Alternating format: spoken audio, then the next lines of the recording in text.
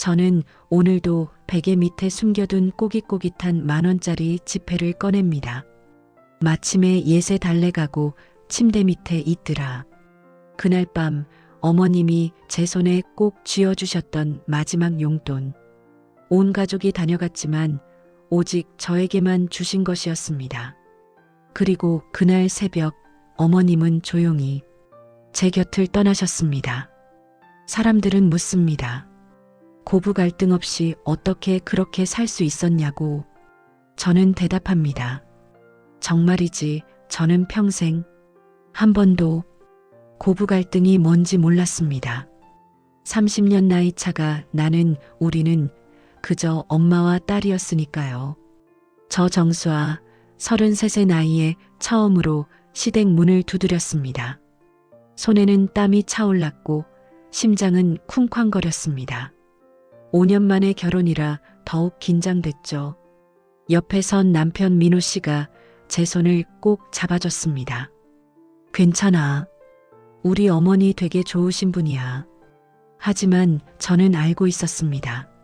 세상에 며느리 좋아하는 시어머니는 없다는 걸. 초인종을 누르자 곧 문이 열렸습니다. 그리고 그분이 서 계셨습니다. 박순자 어머님 63세 나이. 제 어머니였다면 70이 넘으셨을 나이인데 시어머니는 생각보다 젊어 보이셨습니다. 단정하게 빗어 올린 머리, 깨끗한 베이지색 블라우스, 그리고 어서 와라 수아야. 기다리고 있었다. 따뜻한 미소. 저는 그 순간 가슴이 뭉클했습니다. 정말이지 이렇게 환하게 웃으며 맞아주실 줄은 몰랐어요. 현관에 들어서자 집안 가득 음식 냄새가 퍼져 있었습니다. 된장찌개 끓는 냄새, 전 부치는 냄새, 그리고 밥 짓는 냄새. 많이 시장하지? 얼른 손 씻고 앉아라. 내가 좋아한다고 들어서 미역국 끓였다. 미역국? 제가 제일 좋아하는 음식이었습니다. 민호 씨가 어머님께 미리 말씀드렸나 봅니다. 식탁에 앉으니 정성껏 차려진 음식들이 눈에 들어왔습니다. 나물 3가지, 김치 2가지, 갈치조림, 계란말이, 그리고 정갈하게 담긴 미역국. 많이 먹어라. 마르고 야위서 어쩌노. 어머님은 계속 제 그릇에 반찬을 올려주셨습니다. 저는 그저 감사합니다라는 말만 반복했습니다. 목이 메었거든요. 엄마 없이 자란 저에게 이렇게 누군가 밥을 차려주는 것 자체가 낯설고 고마웠습니다. 식사를 마치고 어머님이 제 방을 보여주셨습니다. 여기가 너희 방이다. 침대도 새로 들여놨고 이불도 새 거다. 편하게 지내라. 방 안에는 새 침대와 이불, 그리고 작은 화장대까지 준비되어 있었습니다. 창문 옆에는 작은 화분도 놓여 있었죠. 저기 화분은 내가 키우는 건데 공기 좋아지라고 갖다 놨다. 물은 일주일에 한 번만 주면 돼. 어머님은 하나하나 설명해 주셨습니다. 그날 밤 저는 민호 씨에게 말했습니다. 어머님 정말 좋으신 것 같아. 나 걱정 많이 했는데. 민호 씨가 웃으며 대답했습니다. 그러게, 내가 뭘 했어. 우리 어머니 천사라니까. 하지만 저는 그때 몰랐습니다. 앞으로 펼쳐질 날들이 제 인생에서 가장 힘들면서도 가장 소중한 시간이 될 줄은. 다음 날 아침 어머님과 단둘이 부엌에서 설거지를 했습니다. 수아야, 나한테 편하게 대해라. 우리 이제 식구 아이가. 식구. 그 단어가 제 가슴에 와닿았습니다. 네, 어머님. 제가 잘할게요. 그때 어머님이 제 손을 잡으셨습니다. 따뜻한 손이었습니다. 잘하고 못하고가 어디 있노? 그냥 내가 여기 있어주는 것만으로도 난 고맙다. 저는 그 말을 듣고 눈물이 날 것 같았습니다. 정말이지 이런 어머님을 만나게 되다니. 하지만 저는 그날 어머님의 손이 미세하게 떨리는 것을 느꼈습니다. 그리고 가끔씩 같은 말씀을 반복하신다는 것도. 설탕 어디 뒀더라? 아, 여기 있네. 설탕 어디 있지? 불안한 예감이 가슴 한쪽을 스쳤지만 저는 애써 외면했습니다. 그냥 나이 드셔서 그러시겠지 하고요. 결혼한 지 5년째 되던 해였습니다. 어머님이 치매 진단을 받으셨습니다. 조기 치매입니다. 아직 60대이신데 진행이 조금 빠를 수 있습니다. 의사 선생님의 말이 귓가를 맴돌았습니다. 병원을 나오는 어머님의 뒷모습이 갑자기 너무 작아 보였습니다. 차 안에서 어머님은 아무 말씀도 하지 않으셨습니다. 그저 창밖만 멍하니 바라보셨죠. 어머님, 제가 조심스럽게 불렀지만 대답이 없으셨습니다. 그날부터 제 진짜 간병 생활이 시작됐습니다. 처음엔 작은 것들이었습니다. 가스불을 켜놓고 잊으신다거나 밥을 드셨는지 기억을 못 하신다거나. 하지만 시간이 지날수록 증상은 심해졌습니다. 밤낮이 바뀌셨습니다. 새벽 2시에 일어나셔서 아침 준비를 하시려 하셨고 오후 3시가 되면 저녁 먹으라고 하셨습니다. 저는 4년간 단 하루도 제대로 자지 못했습니다. 밤새 어머님 방에서 나는 소리에 귀를 기울였고 조금이라도 이상한 소리가 나면 벌떡 일어나 달려갔습니다. 어느 날 새벽 3시 어머님이 현관문을 열려고 하셨습니다. 집에 가야 돼. 우리 엄마 기다려. 어머님, 여기가 집이에요. 저 수아예요. 수아? 수아가 누구고? 그 말을 들었을 때 제 가슴이 무너지는 것 같았습니다. 저를 알아보지 못하시는 어머님. 매일 밤 얼굴도 못 보고 매일 환자식 먹고 간이 침대에 쪼그려 잠들고 4년간 담벼락에 단 한 번도 잠들지 못했습니다. 힘에 부쳐서 벌을 못 누실 때도 있었습니다. 어느 날 형님 시누이 찾아오셨습니다. 수아야, 이제 병원에 모시자. 너 이러다 쓰러진다. 형님의 얼굴에는 걱정이 가득했습니다. 아니에요, 형님. 제가 괜찮아요. 무슨 소리야? 내가 어떻게 생겼는지 거울 좀 봐. 10kg는 빠졌어. 형님 말이 맞았습니다. 저는 확실히 말랐고 얼굴에는 다크서클이 자리 잡았습니다. 하지만 저는 고개를 저었습니다. 어머님, 병원 싫어하세요. 집에서 편안하게 계시게 해드리고 싶어요. 형님은 한숨을 쉬셨습니다. 알겠어. 하지만 힘들면 언제든 말해.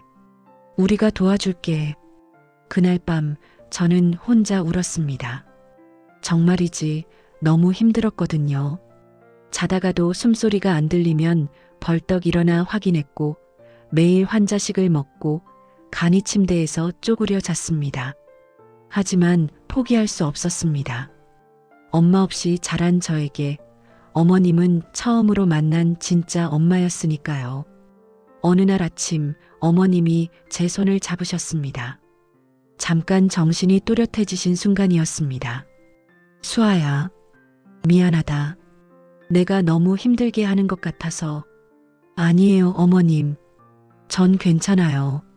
너는 정말 착한 아이다. 고맙다. 그 말을 듣는 순간 제 눈에서 눈물이 주르륵 흘러내렸습니다. 아, 이래서 제가 버티는구나. 이 한마디를 듣기 위해서구나. 명절이 찾아왔습니다. 온 가족이 모였고 집안은 북적였습니다. 형님과 시누이들이 음식 준비를 도와주셨지만 저는 여전히 어머님 곁을 지켰습니다. 수아야, 너도 나와서 좀 쉬어. 우리가 어머니 볼게. 형님이 말씀하셨지만 저는 고개를 저었습니다. 괜찮아요. 제가 있을게요. 그때였습니다. 부엌에서 유리 깨지는 소리가 들렸습니다. 저는 황급히 달려갔습니다. 바닥에는 깨진 설탕병이 흩어져 있었고 제 손에는 상처가 나 있었습니다. 아이고, 수아야. 괜찮아? 형님이 놀라서 달려오셨습니다. 그 순간 어머님이 부엌으로 들어오셨습니다. 무슨 일이고? 잠깐 정신이 또렷해지신 모습이었습니다. 제가 대답하려는 순간 어머님이 제 앞을 가로막으셨습니다. 아무 소리 말고 있거라. 그리고 형님을 향해 말씀하셨습니다. 내가 깼다. 내가 서리웠다. 어머니, 수아는 아무 잘못 없다. 내가 다 깼으니까 너희들은 신경 끄고 명절이나 잘 쇠라고. 어머님은 단 1초의 망설임도 없이 저를 감싸주셨습니다. 제 손을 꼭 잡고 저보다 더 저렇게 무섭게 말씀하신 것은 처음이었습니다. 그날 밤 저는 어머님께 여쭤봤습니다. 어머님, 왜 그러셨어요? 제가 깬 건데. 어머님이 제 손을 만지작거리시며 대답하셨습니다.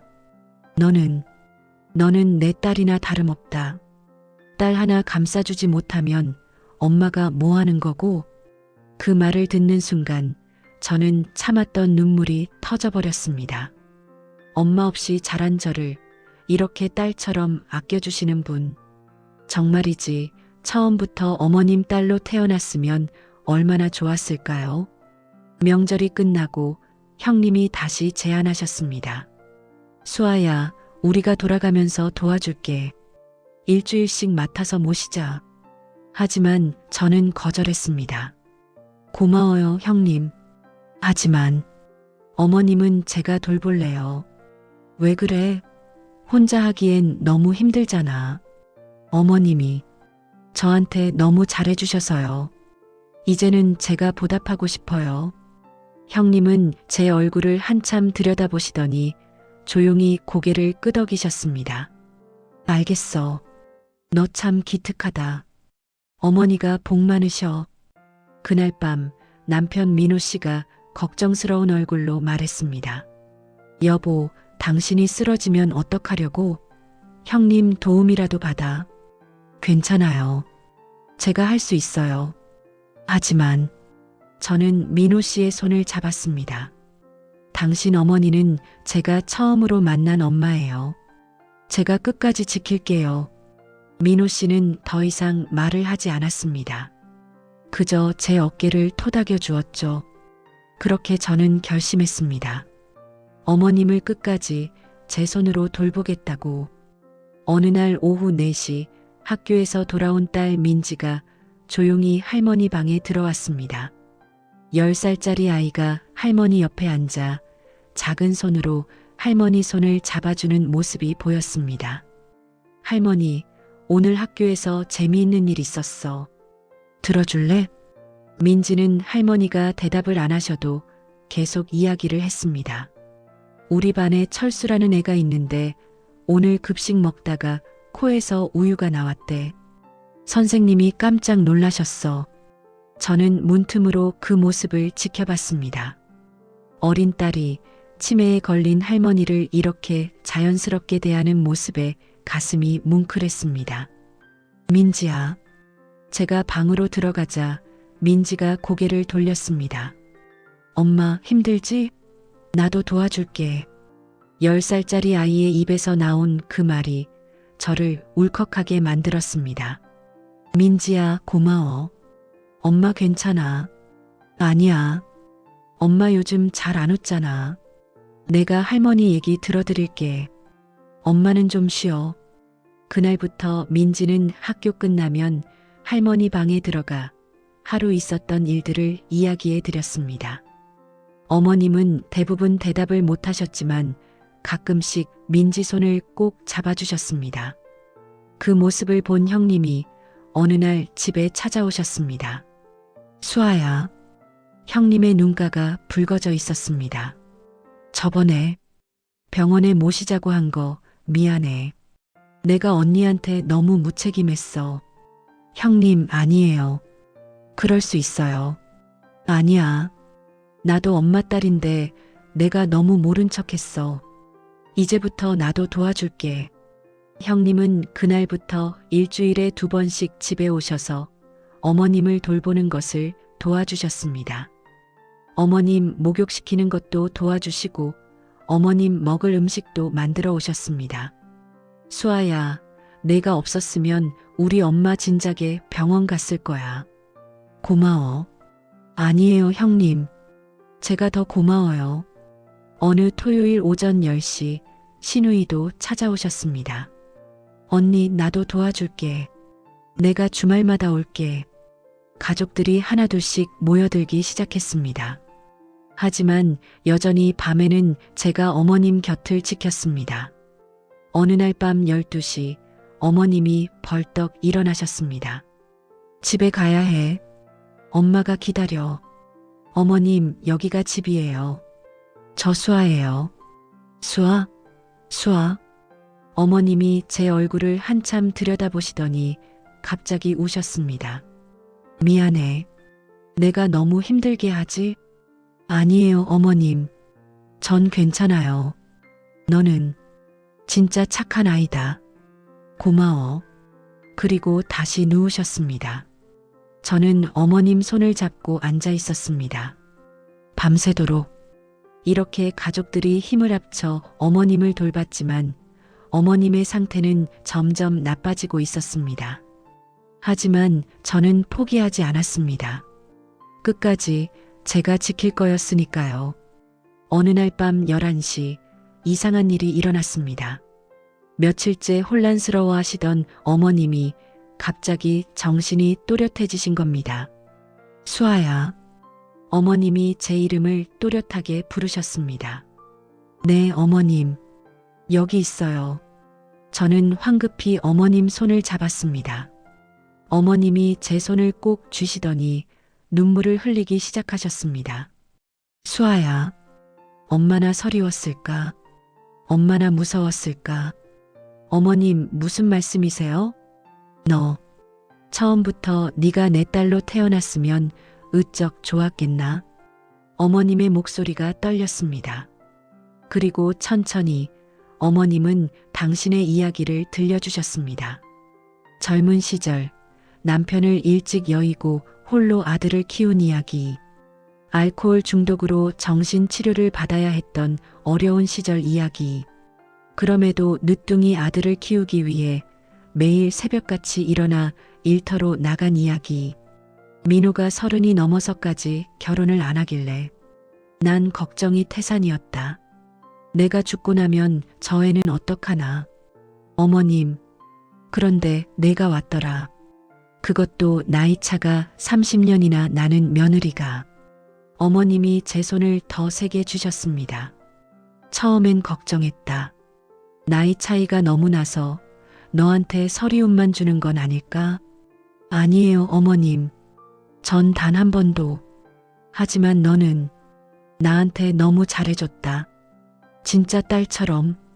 어머님의 눈에서 눈물이 주르륵 흘러내렸습니다.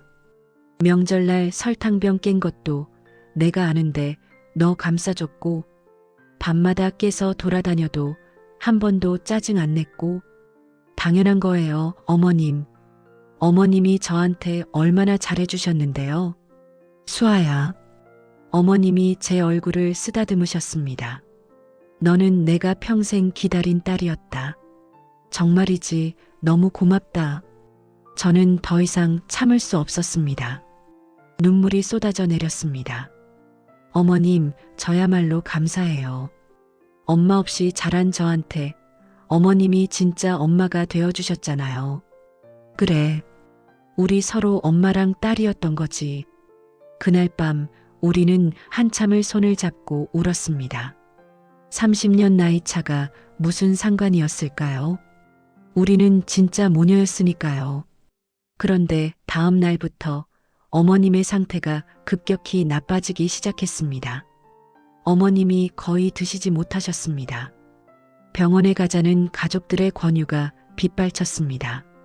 수아야, 이제 병원에 모셔야 해. 어머니 상태가 너무 안 좋아. 형님이 다급하게 말씀하셨습니다. 하지만 저는 고개를 저었습니다.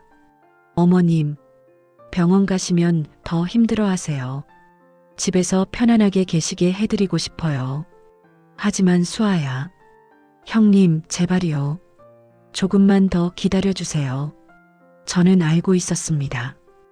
어머님의 시간이 얼마 남지 않았다는 것을, 그리고 어머님도 아셨던 것 같습니다. 어느 날 오후 5시 온 가족이 모였습니다. 형님, 시누이들, 조카들까지 모두가 어머님 방에 들어와 인사를 드렸습니다. 어머니, 저 왔어요. 할머니, 보러 왔어요. 어머님은 희미하게 웃으시며 한 명 한 명의 손을 잡아주셨습니다. 가족들이 돌아간 후 밤 11시쯤이었습니다. 저는 어머님 이불을 다시 덮어드리다가 이상한 걸 발견했습니다. 이불 속 어머님의 손에 뭔가 쥐어져 있었습니다. 어머님, 이게 뭐예요? 조심스럽게 손을 펴보니 거기에는 꼬깃꼬깃한 10,000원짜리 지폐가 있었습니다. 마침에 예세 달래가고 침대 밑에 있더라. 어머님이 작은 목소리로 말씀하셨습니다. 어머님, 이게 너 줄라고. 용돈. 온 가족이 다녀갔지만 오직 저에게만 주신 마지막 용돈이었습니다. 저는 그 돈을 꼭 쥐고 어머님 손을 잡았습니다. 어머님, 고마워요. 정말 고마워요. 어머님이 희미하게 웃으셨습니다. 공주야, 엄마 찾다 꼭 사들고. 그 말씀이 마지막이었습니다. 새벽 4시 어머님은 제 손을 꼭 잡은 채로 조용히 숨을 거두셨습니다. 저는 소리내어 울지 못했습니다. 어머님을 깨울까봐. 그저 어머님의 손을 쥐고 조용히 눈물만 흘렸습니다. 어머님, 편안하게 가세요. 사랑해요. 장례식장은 조문객들로 가득 찼습니다. 하지만 저는 아무것도 보이지 않았습니다. 그저 어머님의 영정 사진만 보였을 뿐이죠. 환하게 웃고 계신 어머님. 어머님, 저는 영정 앞에 무릎을 꿇고 앉아 한참을 울었습니다. 장례 절차를 치르는 동안 저는 멍한 상태였습니다. 그러다 절을 할 때였습니다. 1번 절하고 2번 절하고 3번 절하려는데 갑자기 다리에 힘이 풀렸습니다. 저는 그대로 쓰러졌습니다. 수아야, 엄마. 주변이 소란스러워졌지만 저는 정신을 잃었습니다. 깨어났을 때는 장례식장 휴게실 소파였습니다. 수아야, 괜찮아? 민호 씨가 걱정스러운 얼굴로 제 손을 잡고 있었습니다. 제가 게으름을 피웠어요. 무슨 소리야? 너 4년 동안 단 하루도 쉬지 않고 어머니 돌봤잖아. 아니에요. 더 잘해드릴 수 있었는데 어머님 가시는 길에도 제가 못 봤어요. 저는 다시 울음을 터뜨렸습니다. 형님이 옆에 앉으시더니 제 손을 잡아주셨습니다. 수아야, 너 정말 고생 많았어. 우리 엄마, 너 만나서 정말 행복했을 거야. 형님, 엄마가 돌아가시기 전에 나한테 말씀하셨어. 수아는 내가 평생 기다린 딸이었다고. 그 말을 듣는 순간 제 가슴이 터질 것 같았습니다. 시누이도 다가오셨습니다. 언니, 정말 고마워. 우리는 엄마한테 제대로 못 해드렸는데 언니가 다 해줬어. 아니에요. 어머님을 닮아서 우리가 이렇게 사이좋은 거예요. 어머님이 우리한테 가르쳐 주신 거예요. 모두가 눈물을 흘렸습니다. 고부 갈등이 뭔지 몰랐던 가족. 서로를 아끼고 사랑하는 법을 어머님께 배운 가족이었습니다. 장례를 마치고 집으로 돌아왔을 때 어머님 방은 텅 비어 있었습니다. 하지만 어머님의 온기가 여전히 남아있는 것 같았습니다. 침대 옆 화장대 위에는 어머님이 사다 놓으신 초콜릿과 사탕이 담긴 까만 비닐봉지가 있었습니다. 어머님, 저는 그 비닐봉지를 꼭 안고 한참을 울었습니다. 150일째 되는 날입니다. 저는 오늘도 베개 밑에서 꼬깃꼬깃한 10,000원짜리를 꺼냅니다. 어머님이 마지막으로 제 손에 쥐어주신 용돈. 저는 이 돈을 절대 쓸 수 없습니다. 평생 간직할 겁니다. 어머님, 오늘도 보고 싶어요. 매일 어머님 사진 앞에 앉아 이렇게 중얼거립니다. 처음 몇 달은 정말 힘들었습니다. 밤마다 어머님 방에서 소리가 날 것 같아서 계속 귀를 기울였습니다. 새벽 2시만 되면 자동으로 눈이 떠졌습니다. 어머님이 깨실 시간이었으니까요. 하지만 이제는 조금씩 달라지고 있습니다. 여전히 그립지만 이제는 웃으며 추억할 수 있게 됐습니다. 어제는 딸 민지가 제게 말했습니다. 엄마, 나 어젯밤에 할머니 꿈 꿨어. 정말? 할머니가 뭐라고 하시던? 할머니가 웃으면서 괜찮대. 엄마한테 고맙다고. 그 말을 들은 순간 제 눈에서 눈물이 흘렀습니다. 하지만 이번에는 슬픈 눈물이 아니었습니다. 민지야, 고마워. 엄마도 할머니 보고 싶어? 나도 보고 싶어. 근데 엄마, 할머니가 행복하신 것 같아. 꿈에서 엄청 웃고 계셨어. 민지의 말이 제 가슴을 따뜻하게 만들었습니다. 오늘 오후 3시 저는 어머님이 아끼시던 화분에 물을 주었습니다. 처음에는 시들시들했던 화분이 이제는 싱싱하게 자라고 있습니다. 어머님 보세요. 제가 잘 키우고 있어요. 화분을 보며 웃다가 문득 어머님 목소리가 들리는 것 같았습니다. 잘했다, 수아야. 너는 언제나 잘하고 있어. 저는 화분 옆에 앉아 한참을 어머님 생각에 잠겼습니다. 어머님과 함께한 9년, 결혼 5년, 간병 4년. 힘들었지만 제 인생에서 가장 소중한 시간이었습니다. 저녁 6시 가족들이 모였습니다. 어머님 150일을 맞아 다 같이 식사를 하기로 한 거죠. 형님이 어머님이 좋아하시던 미역국을 끓여오셨고 시누이는 어머님이 자주 만들어주시던 나물을 준비해 오셨습니다. 어머니, 오늘도 그립습니다. 편안하게 계세요. 민호 씨가 어머님 사진 앞에 밥상을 차려드렸습니다. 우리는 다 같이 묵념을 하고 식사를 시작했습니다. 엄마가 정말 좋아하셨을 텐데. 형님이 눈물을 닦으며 말씀하셨습니다. 그래도 엄마는 행복하셨을 거예요. 수아 같은 며느리 만나서. 시누이가 저를 보며 웃었습니다. 저는 고개를 저었습니다. 아니에요. 제가 더 어머님 같은 분 만나서. 그날 밤 잠들기 전에 다시 한번 10,000원짜리를 꺼내봤습니다. 어머님, 저 이제 조금 괜찮아졌어요. 여전히 보고 싶지만 이제는 웃으면서 그리워할 수 있어요. 창문 밖으로 달빛이 들어왔습니다. 마치 어머님이 저를 지켜보시는 것 같았습니다. 어머님, 다음 생에는요. 제가 처음부터 어머님 딸로 태어나고 싶어요. 30년 나이 차 없이 그냥 엄마와 딸로요. 그렇게 중얼거리며 저는 눈을 감았습니다. 그리고 꿈속에서 어머님을 만났습니다. 젊은 모습의 어머님이 저를 보며 환하게 웃고 계셨습니다. 수아야, 고생했다. 정말 고생 많았어. 어머님, 다음 생에는 내가 진짜 내 엄마가 될게. 너를 낳고 너를 키울게. 네, 어머님. 약속이에요. 꿈에서 깨어났을 때 제 얼굴에는 눈물이 흥건했습니다. 하지만 이상하게 마음은 편안했습니다. 새벽 5시 동이 트기 시작했습니다. 새로운 하루가 시작되는 시간. 저는 일어나서 어머님 사진 앞에 물 한 잔을 올려드렸습니다. 어머님, 오늘도 좋은 하루 되세요. 저도 열심히 살게요. 그리고 부엌으로 향했습니다. 딸 민지와 남편 민호 씨를 위해 아침을 준비하기 위해서요. 어머님이 저에게 해주셨던 것처럼 이제는 제가 가족들에게 해줄 차례였습니다. 밥을 짓고 국을 끓이고 반찬을 차리면서 저는 생각했습니다. 어머님께 받은 사랑을 이제는 제가 다른 사람들에게 나눠주겠다고. 그것이 어머님께 보답하는 길이라고. 아침 7시 민지가 일어났습니다. 엄마, 밥 냄새 난다. 응, 엄마가 너 좋아하는 된장찌개 끓였어.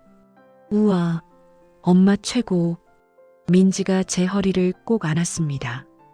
그 순간 문득 어머님 생각이 났습니다. 어머님도 이런 기분이셨을까?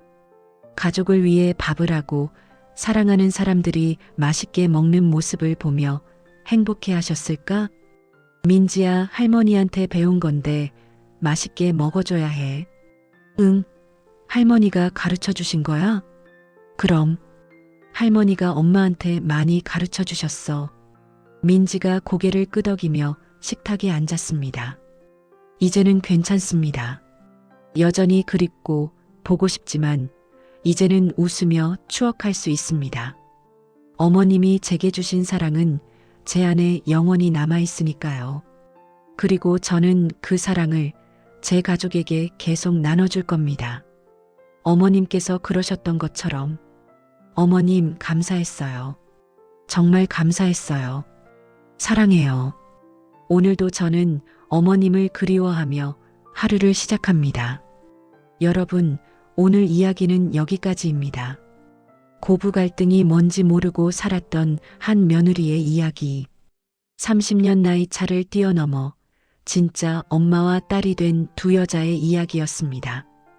혹시 여러분도 누군가에게 감사한 마음이 있다면 오늘 꼭 전해보세요. 너무 늦기 전에요. 이 이야기가 여러분 마음에 작은 울림이 되었기를 바랍니다. 구독과 좋아요로 응원해 주시면 더 감동적인 이야기로 찾아뵙겠습니다. 오늘도 행복한 하루 되세요.